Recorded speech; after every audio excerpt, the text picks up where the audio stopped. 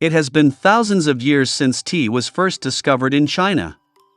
Perhaps in the days of the past, no one would have ever thought of tea traveling from East Asia to the rest of the globe. However, tea is now one of the most popular beverages in the world.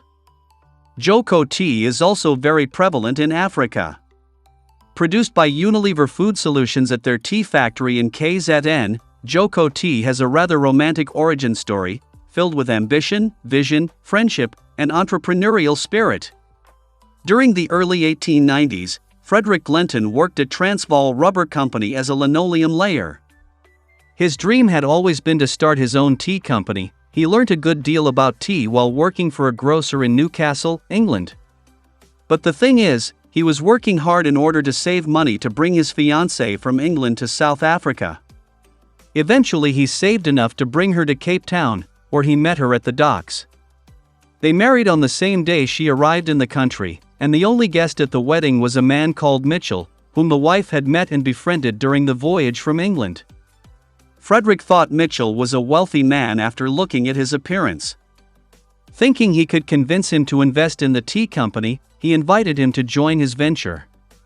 Mitchell in fact had no money, but was interested in the venture and enthusiastic enough to persuade his brother back in Ireland to lend him £1,000, and finally they launched a tea company called Glenton and Mitchell.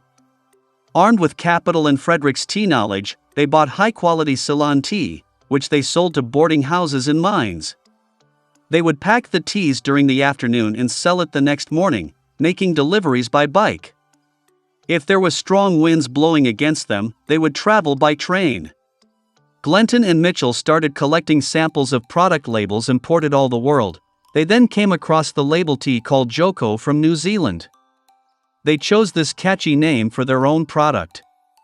To publicize the new brand, they had a wagon made and painted exactly like a pack of Joko tea.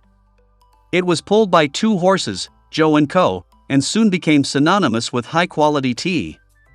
Joko tea is still blended with the same personal care and attention to detail at the tea factory in Pietermaritzburg, where over 7,000 tons of tea are packed each year, enough for over 3.5 billion cups of tea to deliver that strong, rich, quality flavor in every sip.